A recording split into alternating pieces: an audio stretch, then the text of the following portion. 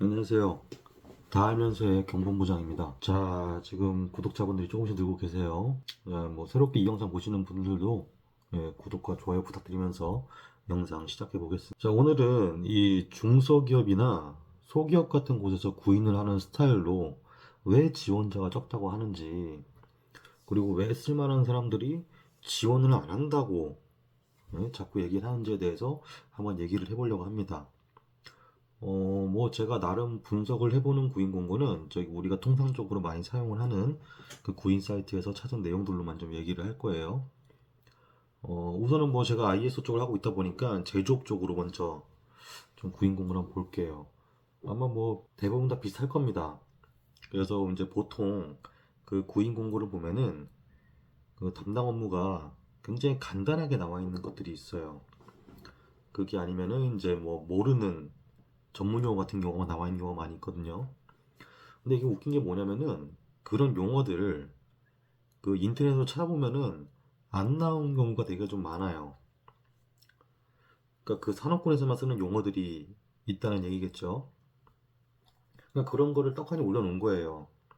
그러니까 제 입장에서는 굉장히 좀 성의 없이 그냥 우리 쪽에서 쓰는 용어가 이건데 뭐 알면은 지원하겠고 모르면 지원 안 하겠지 뭐 이런 식으로 그냥 올려놓은 것 같아요. 굉장히 성의 없는 행동이라고 생각을 합니다. 예. 근데 이제 본인이 사람을 구하는 구인 공고글은 그렇게 올려놓고 이제 사람을 지원받는 사람들의 이력서는 굉장히 꼼꼼하게 살피는 경우가 많죠. 거기서부터 일단 시작이 일단 안 되는 거예요. 일단 불균형이 거기서부터 발생이 되고, 자, 이런 말 하면 좀 그렇지만 중소기업에서 사람을 데리고 오려면은 그 회사의 뭐 업무 장점을 막 열거하는 게 아니라 일단은 첫 번째로 가장 중요한 게 입사하게 되면은 어떠한 업무를 할 거다라는 조금 그 알기 쉽게 좀 풀어놓은 그렇게 자세한 내용들이 있어야지 이 회사에 지원하는 사람들도 아, 내가 가면 실제로 이런 일을 하겠구나 라고 이제 감이 와야지 이제 지원을 하는 건데 그게 아니게 되면은 그러니까 뭉뚱그려 놔서 우리 회사 이런 회사고 이런 업무를 하고 이런 직군의 사람이 필요합니다 라고 그냥 그렇게만 써놓으면은 그냥 옛날 나 이런 걸 쓰는데 하면서 그냥 아무 사람들이랑 다 지원을 해버려요. 조금이라도 연관 있는 사람이라면은 만약에 회사에서 그런 사람들만 뽑아서 가리고 싶다라고 하면은 문제될 건 없어요. 그럼 불평불만하면 안 되죠. 예. 근데 그런 사람들 중에서 이제 뭐 일 잘하는 사람이나 성실한 사람 뽑기는 사실상 그렇게 쉽지는 않죠. 최소한 제 생각은 그렇습니다.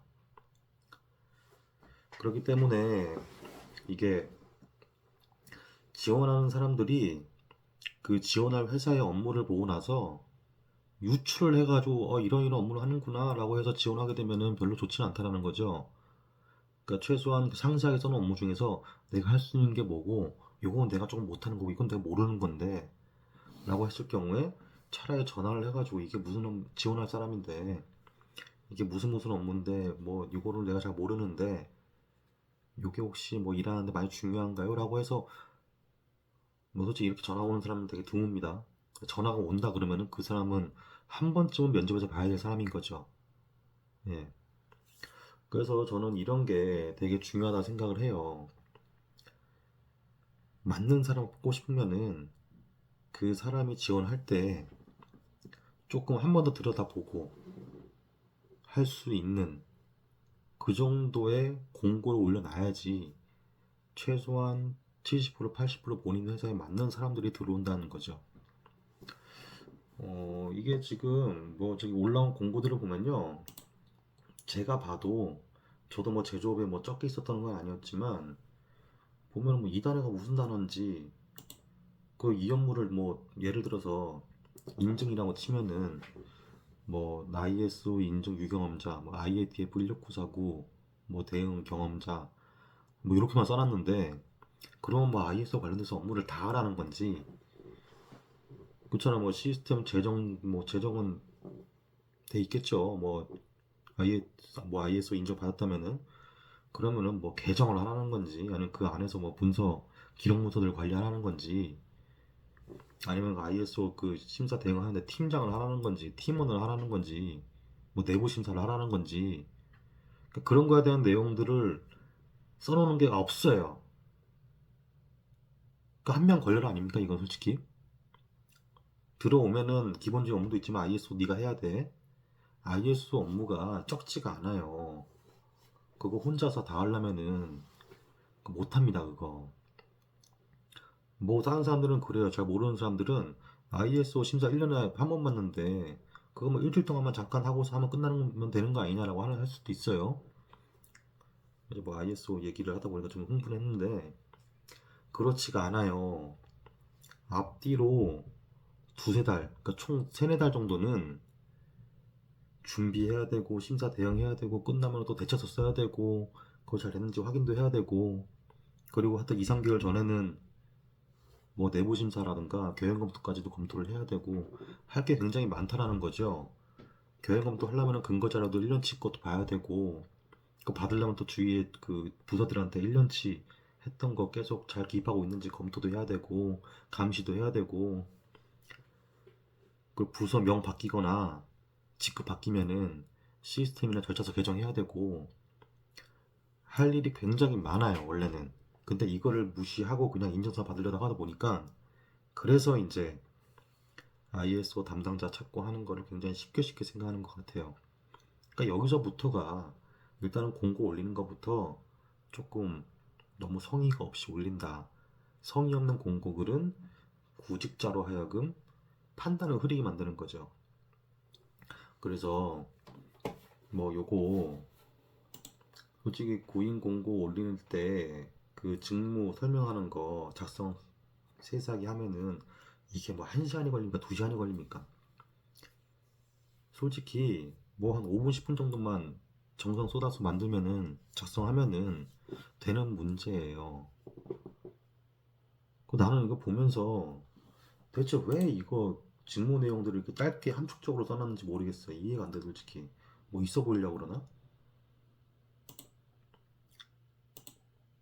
이거 제가 뭐 제 생각에만 기초해서 말씀드린 게 아니에요.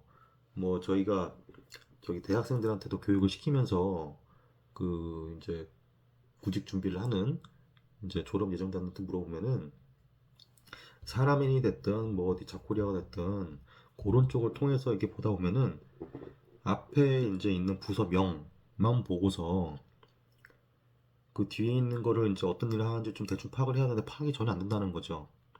그럼 결국 뭐냐? 그냥 우대상만 보고서 지원하는 경우가 되게 많아요.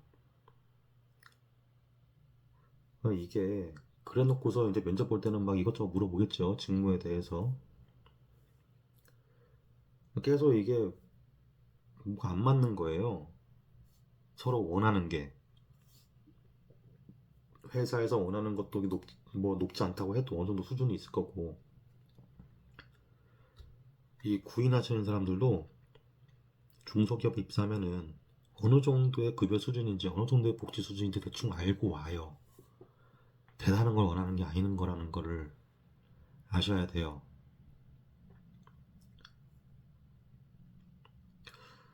뭐 얘기가 길어졌는데 일단 뭐 그래서 결국 하고 싶은 말은 그겁니다. 기업에서 구인 공고를 할 때 이제 구인자가 이제 기업의 이력서를 보고 결정하듯이 역지사지의 마음으로 구직자도 이 회사의 그런 공고를 이력서처럼 보고서 결정을 할 수도 있다라는 거를 조금 생각을 하면서 이렇게 올렸으면 좋겠어요.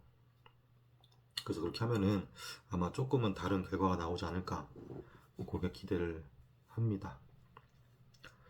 뭐 다들 뭐 이제 새해도 됐고 했는데 조금 각자 좀 원하는 직장을 못 가더라도 본인 인생에 다른 시작을 할 수 있는 그런 좋은 시발점이 될 수 있는 기업을 좀 들어갔으면 좋겠습니다. 기업의 규모나 그런 거를 좀 떠나서라도 이제 본인이 한 달에 일한 거를 돈을 받으면서 다음 달을 좀 희망을 품을 수 있는 그렇게 해서 그 내년도 좀 희망을 품을 수 있는 예, 그런 한 해가 됐으면 좋겠습니다. 영상 봐주셔서 감사하고요. 다음 영상으로 찾아뵙겠습니다. 감사합니다.